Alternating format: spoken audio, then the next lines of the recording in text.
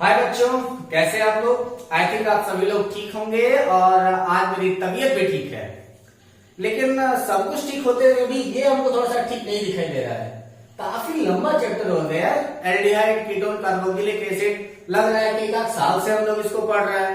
चलो कोई बात नहीं, बहुत जल्दी इसको हम लोग खत्म भी करते हैं। चलिए स्टार्ट करते हैं हम लोग। और आपका एल्डिहाइड, कीटोन, कार्बोक्सिलिक एसिड में आज हम लोग बात करने वाले थे एज अ प्रॉमिस, और हम लोग बात करने वाले थे इसका एसिडिटी के बारे में। किसके बारे में? एसिडिटी के बारे में।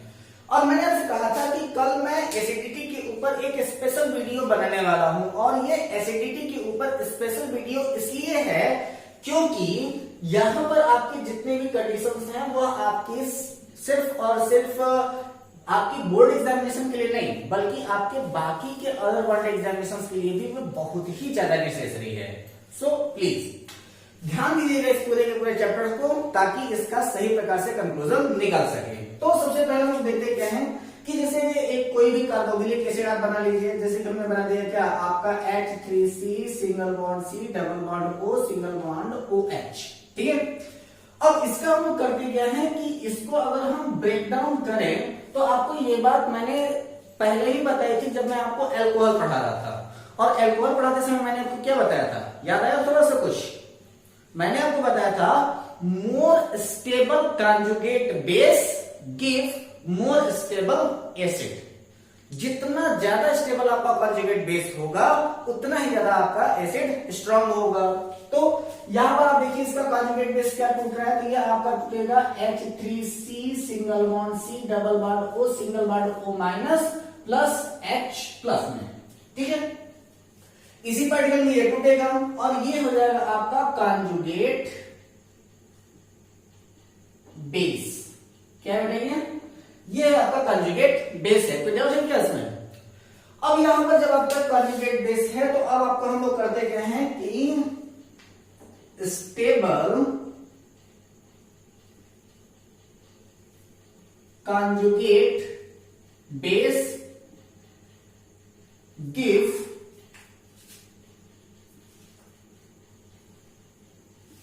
Strong acid.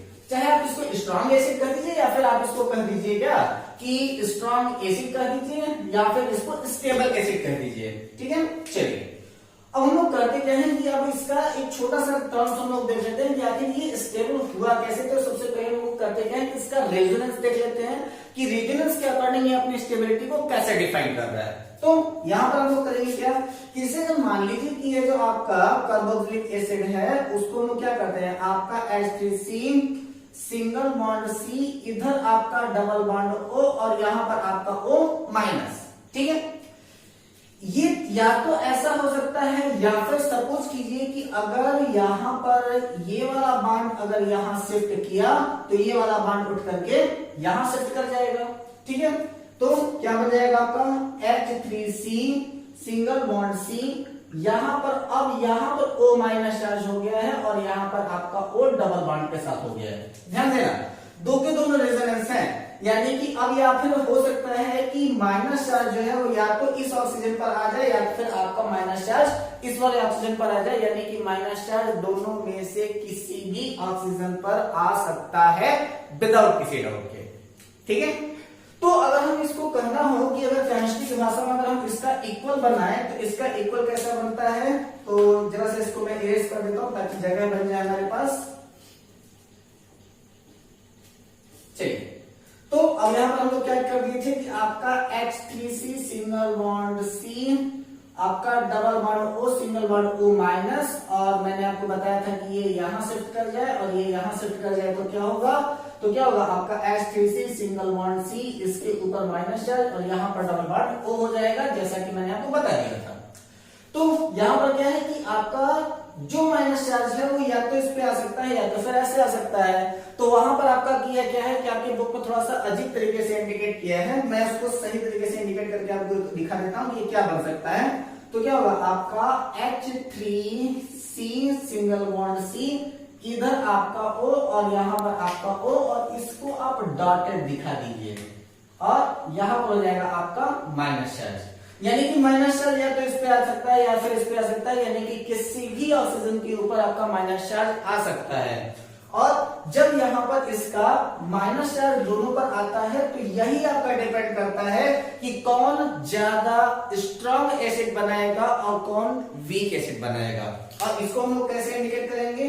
तो इसको इंडिकेट करने के लिए अगर हम कहें क्या कि यहाँ पर ये जो आपका CH3 है इसके पीछे यानी कि इस कार्बन के पीछे यहाँ पर जो आपका लगा हुआ है वो अगर आपका इलेक्ट्रॉन विड्रॉइंग ग्रुप है तो वह क्या करेगा, यहां से इलेक्ट्रॉन को विड्रॉ कर लेगा और यहां पर वो मोर स्टेबल नेगेटिव चार्ज बनाने में हेल्प करेगा।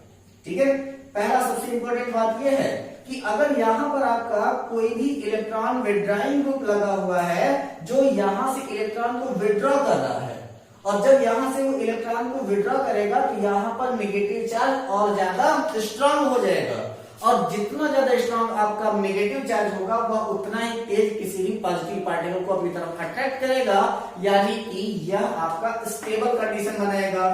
सपोज करो कि अगर यहां पर कोई आपका लगा हुआ है इलेक्ट्रॉन रिलीजिंग ग्रुप जो इलेक्ट्रॉन रिलीज करता हो, इलेक्ट्रॉन दे रहा हो, तो यहां पर आपका अगर इलेक्ट्रॉन रिलीजिंग ग्रुप है तो वो क्या बना देगा कि अब यहां पर ये करेगा क्या कि यहां से वो खुद इलेक्ट्रॉन को रिलीज कर रहा है ना, रिलीज कर रहा है इस कार्बन के साइड में। और जब यहां से इलेक्ट्रॉन रिलीज करेगा तो यहां पर इसके माइनस चार्ज की टेंडेंसी जो होगी वो कम हो जाएगी, यानी कि वह पॉजिटिव चार्ज को कम अट्रैक्ट करेगा।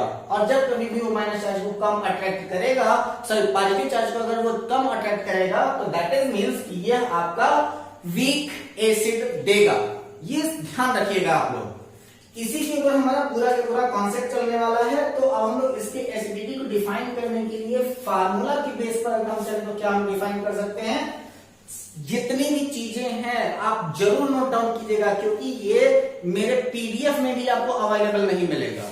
ठीक है, तो इसको बड़े ध्यान से आप लोग नोट करते जाइएगा। तो क्या होगा आपका R single bond C double bond O single bond OH और इसका सब्स्टिट्यूट रिएक्शन अगर हम दिखाएं एज अ रिवर्सिबल भी दिखा सकते हैं, उसमें तो कोई डाउट तो है नहीं। तो आपका क्या हो जाएगा R single bond C double bond O single bond O minus और इसके साथ में H प्लस। यही है आपका कॉन्जुगेट बेस। और इस कॉन्जुगेट बेस को डिफाइन करने के लिए हम लोग क्या कहते हैं कि एक वैल्यू जो कि आपको मैंने बताई थी एल्कोहल पढ़ाते समय भी याद होगा अगर आपको, अगर आपने नोट्स बनाई होगी तो वो क्या था आपका Ka इज इक्वल टू जो आपका कॉन्जुगेट बेस बना है और जो आपका पार्टिकल निकल करके बाहर गया है। तो कॉन्जुगेट बेस आपका क्या बना है? वो बना है आपका R single bond C double bond O minus और दूसरे साइड में आपका दूसरे ब्रैकेट में क्या हो जाएगा आपका H प्लस हो जाएगा divided by R C double O H। यही था हमारे पास सब्स्टिट्यूट, बिल्कुल। और इसी सब्स्टिट्यूट को हम लोग यहां पर रख लेते हैं। अब यहां पर बात यह आ जाती है कि अगर इसका हम लोग pKa निकाले तो pKa क्या हो जाता है? वही आपका जैसे कि आपका pH वैल्यू निकलता है वैसे ही आपका यहाँ पर pKa निकलता है। तो pKa इज इक्वल टू क्या हो जाता है? Minus log Ka। ठीक है, तो pKa क्या है? यह आपका हो जाता है माइनस लॉग Ka। तो अब हम ऐसी कंडीशन में कहें क्या कि फॉर स्ट्रॉन्ग एसिड, जब कभी भी हमारे पास कोई भी स्ट्रॉन्ग एसिड है तो फॉर स्ट्रॉन्ग एसिड, तो अब यहां पर जितना आपका Ka जितना ज्यादा होगा उसका pKa उतना ही कम होगा। ठीक है, तो अगर कोई भी हमारे पास कोई भी स्ट्रॉन्ग एसिड है तो उस स्ट्रॉन्ग एसिड के लिए इसका Ka जितना ज्यादा उसका pKa उतना ही कम हो जाएगा। ठीक है, अब यहां पर हम लोग सब्स्टिट्यूट प्रोडक्ट को हम लोग आगे बढ़ा कर देख लेते हैं कि अब आपका क्या क्या बनने वाला है। तो मिटा दे इसको। तो आप देखिए कि अगर सपोज कीजिए कि हमारा यहां पर जो आपका pKa की वैल्यू है वो अगर लेस देन 1 है तो वहां पर हमारा जो सब्स्टिट्यूट आएगा वो क्या होगा? आपका स्ट्रॉन्ग एसिड आएगा। स्ट्रॉन्ग एसिड ये बहुत ही ज्यादा स्ट्रॉन्ग एसिड है, यानी कि इससे ज्यादा स्ट्रॉन्ग कुछ हो नहीं पाएगा। ठीक है, अगर आप सपोज कीजिए कि अगर हमारे पास pKa की जो वैल्यू है वो अगर 1 से 5 के रेंज में हो तो क्या होगा? तो अगर हमारा pKa की वैल्यू अगर आ जाती है कि अगर कह दिया जाए कि pKa जो है उसका रेंज कितना है, वो है आपका 1 to 5, तो उसको हम लोग मान लेते हैं कि it is a moderately strong acid. कैसा? Moderately strong acid. Moderately strong acid का मतलब होता है बेटा मतलब ठीक ठाक स्ट्रॉन्ग, यानी कि बहुत ही ज्यादा स्ट्रॉन्ग भी नहीं है, बहुत ज्यादा वो वीक भी नहीं है। ठीक, अगर सपोज कीजिए कि अगर हमारे पास pKa की जो वैल्यू है वो अगर 5 to 15 के रेंज में है तो वो आ जाता है आपका वीक एसिड। वो क्या आ जाते हैं आपके वीक एसिड कहे जाएंगे। और अगर सपोज कीजिए कि आपका pKa की जो वैल्यू है वह 15 से ज्यादा है, यानी कि ग्रेटर देन 15 है, तो ऐसी कंडीशन में जो हमारे पास जो एसिड बनेगा वह एक्सट्रीमली वीक होगा। एक्सट्रीमली वीक कैसा बनेगा ये? तो एक्सट्रीमली वीक यानी कि बहुत ही ज्यादा वीक बनने वाला है। ठीक है, तो अब यहां पर अगर हम लोग सब्स्टिट्यूट अगर यहां पर देख लें कि हमारे पास क्या क्या बना हुआ है, तो हम लोग इसी के pKa वैल्यू के ऊपर दे देगा। जैसे कि कभी कभी करता क्या है कि एग्जामिनेशन में हम लोग उठा करके देता है कि कहां पर आपका वैल्यू कितना ज्यादा होने वाला है, यानी कि जो आपका pKa की वैल्यू अगर दे देगा और उसके अकॉर्डिंग कहेगा कि इसमें आपका एसिड और बेस आपको छांटना है, तो आप देख लेना इस चार्ट के अंदर कि इसमें से अगर वो बीच में अगर आ रहा है तो वह आपका अपने हिसाब से इंडिकेट कर देगा, या फिर मैं इसकी रिएक्टिविटी सीरीज बता दूंगा, उसी सीरीज के अकॉर्डिंग आप देख लेना कि वह आपका कौन सा स्ट्रॉन्ग एसिड होगा और कौन सा आपका वीक एसिड होगा। लेकिन एक समस्या यहां पर हमारे साथ ये आ जाती है कि हम लोग कहते क्या है कि फेनॉल ज्यादा एसिडिक होगा या फिर हमारा कार्बोक्सिलिक एसिड ज्यादा स्ट्रॉन्ग होगा, या फिर हमसे कह दिया जाए बेंजोइक एसिड। बेंजोइक एसिड का नाम सुना ना आपने?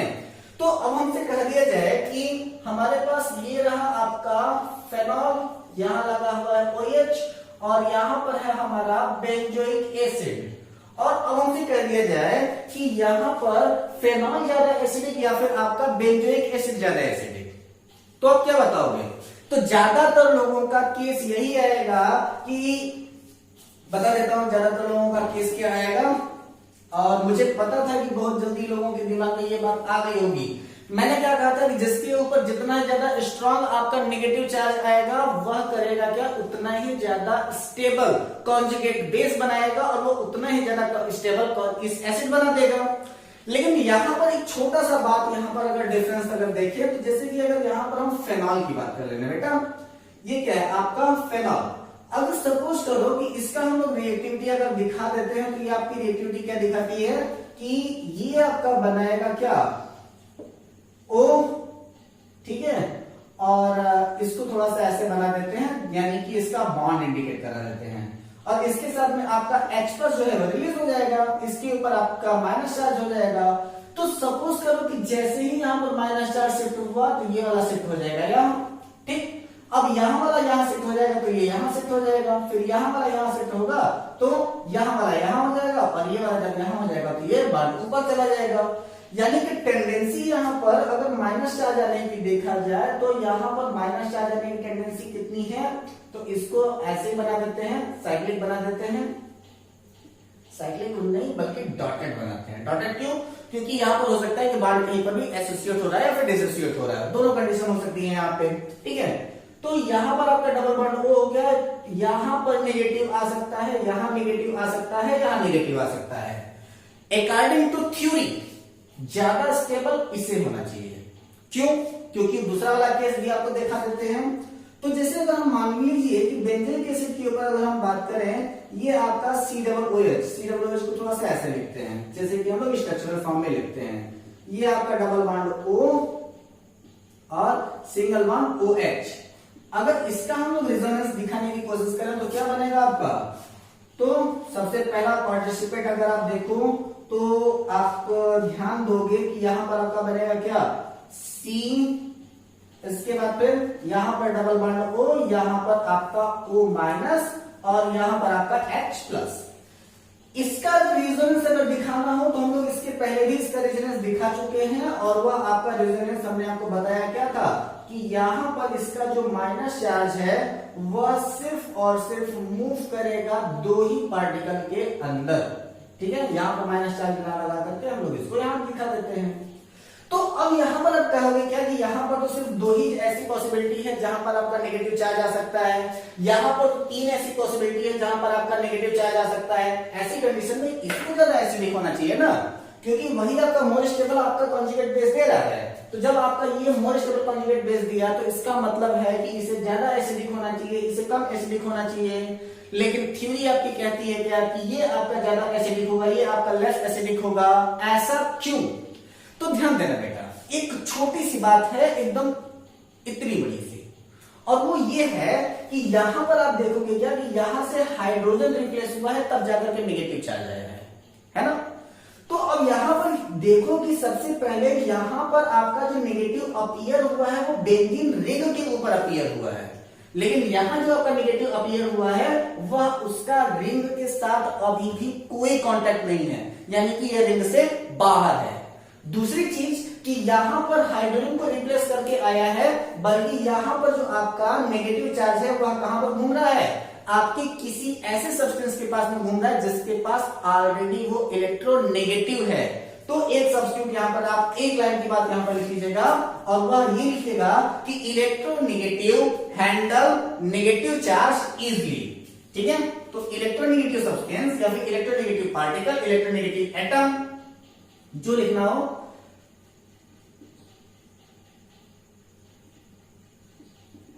Electronegative atom handle negative charge easily. ठीक है, ये क्या करेगा कि यहां पर दोनों साइड में ऑक्सीजन अवेलेबल है और दो के दोनों ऑक्सीजन आपके क्या है, इलेक्ट्रोनेगेटिव हैं, यानी कि ऑक्सीजन जो होगा वो इस नेगेटिव चार्ज को इजीली हैंडल करेगा कंपेयर टू इसके। इसलिए मोर स्टेबल कॉन्जुगेट बेस कौन सा माना जाएगा, ये वाला माना जाएगा। इसलिए स्ट्रॉन्ग एसिड कौन सा, स्ट्रॉन्ग एसिड भी यही देगा। तो एक सीरीज है, उस सीरीज को हम लोग लिख लेते हैं कि वहां पर अगर कोई आता है तो उसकी एसिडिटी किस तरीके से इंक्रीज करेगी और किस तरीके से डिक्रीज करेगी बिना किसी शक के। ठीक है, तो अगर आपको ये मेथड अगर समझ में आ जाता है तो आप डायरेक्टली उसको कर लीजिएगा, वरना आप लोग उसमें सब्स्टिट्यूट देखिएगा कि उसमें अटैच्ड कौन है। जो अटैच होगा, जैसे कि आपका क्या है, फेनिल बेंजीन, फेनिल बेंजीन।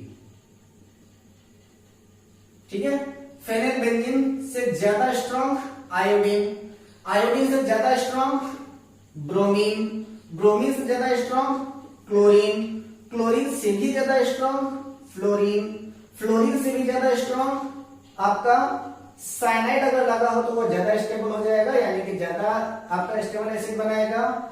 इसके बाद अगर आपका नाइट्रो ग्रुप लग गया तब तो भाई सोने में सुहागा हो गया, और अगर इसके साथ साथ CF3 लगा हुआ है तो वो सबसे ज्यादा स्ट्रॉन्ग एसिड बनाने का वर्क करेगा।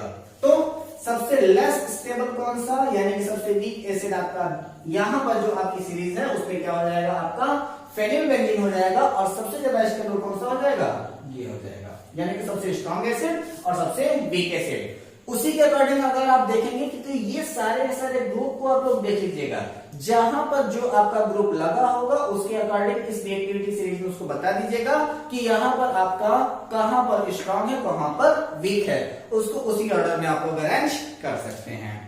तो आई होप दैट आपको आज की वीडियो पसंद आई होगी। मिलते हैं अपने अगले वीडियो में, और हम कोशिश करेंगे कि आने वाले 1 या 2 वीडियो में हम आपके इस कार्बोक्सिलिक एसिड के चैप्टर को भी हम लोग क्या करें, कंप्लीट कर दें। मिलते हैं अपने अगले वीडियो में, तब तक के लिए take care, all the best, जय।